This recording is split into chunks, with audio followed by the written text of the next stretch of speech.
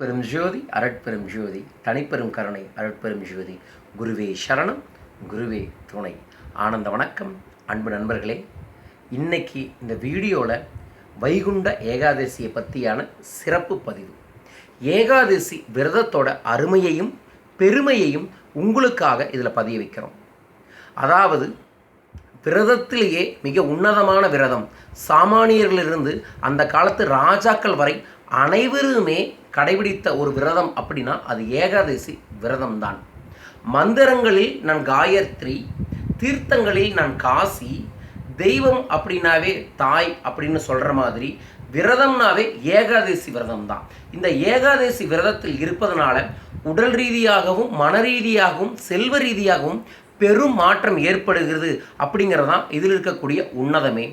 ஏகாதசி விரதம் என்பது நம்ம உடம்புல இருக்கக்கூடிய ஒரு அருட்பெரும் சக்தியான ஒரு பெண் தன்மையில் ஒரு சக்தி நம்ம உடலிலிருந்து வெளிப்பட்டு நம்மளோட வாழ்க்கையில் இருக்கக்கூடிய நெகட்டிவ் எனர்ஜியை, நம்ம வாழ்க்கைக்கு தேவைப்படாத விஷயத்தை தீர்த்து தரும் அப்படிங்கிறதான் இந்த ஏகாதசி விரதமே.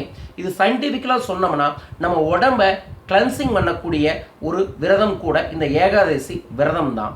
இது வருஷத்துக்கு 24 முறை வருகிறது. மாதத்திற்கு 2 முறை இந்த ஏகாதசி விரதம் வரும். இந்த 24 மாதமும் 24 ஏகாதசி உங்களால் விரதம் இருக்க முடியவில்லை என்றாலும் பரவாயில்ல, வளர்பிறை மார்கழி மாதம் வரக்கூடிய வளர்பிறையில் வரக்கூடிய ஏகாதசி என்று வைகுண்ட ஏகாதசி அப்படின்னு சொல்லுவாங்க. இந்த நாளில் தான் கிருஷ்ணன் அர்ஜுனனுக்கு பகவத்கீதையை சொன்னார் அப்படிங்கிற ஒரு ஐதீகம் இருக்குது. அதனால் அந்த நாளில் இறந்தால் சொர்க்கத்துக்கு போவோம் என்பதும், அந்த நாளில் ஒரு செயலை செஞ்சால் நம்ம உடலும் மனமும் தூய்மையாகும் என்பது தான் ஐதீகமே. அந்த நாள் என்பது வர 8ஆம் தேதி கிடைக்கிறது இந்த 2017. இந்த நாளில் இந்த விரதத்தை எப்படி இருக்கணும் அப்படிங்கிறதான் சொல்கிறேன். இந்த விரதம் இருக்கிறதுக்கு ஏகாதசிக்கு முந்தின நாளே நீங்கள் ஒரு நேரம் மட்டுமே உணவை எடுக்க வேண்டும். ஏகாதசி என்று கண்டிப்பாக துளசியை பறிக்கக்கூடாது. முடிந்தளவுக்கு முழு பட்டினியாய் இருக்க முயற்சி பண்ணுங்கள். இல்லை என்றால் குளிர்ந்த நீர் எடுக்கலாம். 7 முறை கண்டிப்பாக குளிர்ந்த நீரில் துளசியை போட்டு நீங்கள் சாப்பிட வேண்டும். குளிர் மாதம் என்பதால் தான் துளசியை எடுக்கிறோம். அது உடம்பை வெப்பநிலையில் மெயின்டைன் பண்ணுறதுக்கு சப்போர்ட் பண்ணித்தரும். துளசியை எடுப்பதன் மூலமாக உடலில் உள்ள கபத்தை வெளியேற்றும். நம்ம உடம்பு வாதம், பித்தம், கபம் அப்படிங்கிற 3 நோய்களில் தான் ஆட்கொண்டுட்டு இருக்கு. மொத்த நோய்களின் எண்ணிக்கை 4448 என்பதை திருமூலர் ஐயா சொல்லியிருக்கிறாரு. அதில் எல்லா நோய்களுமே இந்த 3 நோய்களுக்குள்ள அடக்கம். ஸோ இதை புரிஞ்சுக்கிட்டு இந்த விரதத்தை இருங்க. இந்த விரதத்தை அன்னைக்கு நீங்கள் எந்த உணவும் எடுக்கக்கூடாது. வெறும் பச்சை நீர் மட்டுமே குடிக்க வேண்டும். அந்த நாளில் துளசி நீரை குடிப்பது மிக உகந்தது.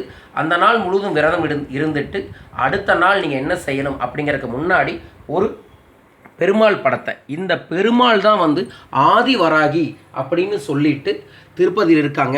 திருப்பதிக்கு போகிறவங்க கண்டிப்பாக இந்த தெய்வத்தை வணங்குவது மிக சிறப்பு. அப்புறம் அந்த விரதத்தை நீங்கள் ஏகாதசி முழுவதும் முடிந்தவரை பூரண உபவாசம் இருங்க. ஜீரண உறுப்பு தெளிவாகும். குளிர்ந்த நீர் வயிற்றை சுத்தப்படுத்தி தரும்.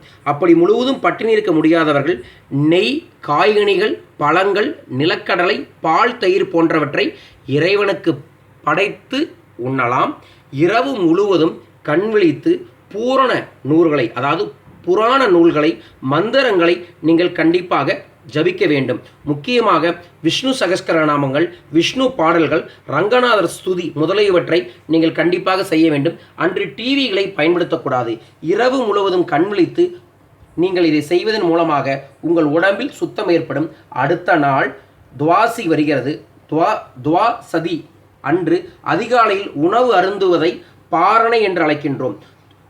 துவாசி அன்று அதிகாலையில் உப்பு, புளிப்பு போன்ற சுவையில்லாத உணவுகளாக நெல்லிக்காய், சுண்டைக்காய், அகத்திக்கரை இவைகளை சேர்த்து பல்லில் படாமல் கோவிந்தா கோவிந்தா கோவிந்தா என 3 முறை கூறி ஆள் இலையில் உணவிட்டு சாப்பிட்டு விரதத்தை முடிக்க வேண்டும். அகத்தைக்கீரை பொரியல், நெல்லிக்காய் துவையல், வறுத்த சுண்டைக்காய் ஆகியவை மிக முக்கியமாக இருக்க வேண்டும். துவாசி என்று காலையில் 21 வகையான கறி சமைத்து உண்ண வேண்டும். இதில் அகத்திக்கீரை, நெல்லிக்காய், சுண்டைக்காய் இடம்பெறுவது அவசியம். துவாசி என்று வைஷ்ணவ நாட்களில் காட்படியாக குறிப்பிட்ட நேரத்தில் ஏகாதசி விரதத்தை முடிக்க வேண்டும். விரதத்தை முடிப்பதென்பது நீரை கூட அருந்தாமல் விரதம் இருந்தவர்கள் துளசி தீர்த்தத்தையும் மற்றவர்கள் பகவானுக்கு தானிய உணவை படைத்து உண்ணலாம். ஏகாதசி விரதத்தை கடைபிடிப்பது போன்ற விரதத்தை முடிக்கும் போது மிக முக்கியமாக இல்லாவிட்டாலும் விரதம் இருந்த முழு பயனும் கிடைக்கும். உணவு சாப்பிடும் முன் அதை பெரியோருக்கு வழங்க வேண்டும். அன்று பகலில் தூக்கம் இருக்க கூடாது. ஏகாதசி விரதம் 10வது திதியாகிய தசமி, 11வது திதியாக ஏகாதசி, 12ஆம் திதியாக துவாசகி என 3 திதிகளிலும் மேற்கொள்ளும் விரதமாக அமைந்துள்ளது.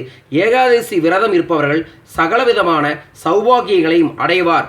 இவ்விரதம் உடலையும் மனதையும் உள்ளத்தையும் பெரும் அளவில் நம் மாற்றத்தை ஏற்படுத்தி தரும். ஆகையால் மாதம் 2 முறை இந்த ஏகாதசி விரதம் திருப்பதி பெருமாளுக்கு மிக முக்கியமாக பிடித்த விரதம் அப்படின்னாலும் ஏகாதசி விரதம் தான். அந்த திருப்பதி பெருமாளை ஏகாதசி அன்னைக்கு அவரோட தரிசனம் பெறுவதும் சிறப்பு. ஆகையால் அன்பு நண்பர்களே, நம்மளோட உடல் ஆரோக்கியம்தான் மன ஆரோக்கியத்தை மேம்படுத்தும். அதன் மூலமாக சகல ஐஸ்வர்யங்களையும் நாம் ஐஸ்வரிக்க முடியும். அக்ஷயம் என்ற எங்களோட நிறுவனம் சார்பாக இந்த ஏகாதசி விரதத்தை உங்களுக்கு சொல்கிறோம். முடிந்தளவுக்கு மாதம் 1 முறையாவது ஏகாதசி விரதம் இருங்கள்.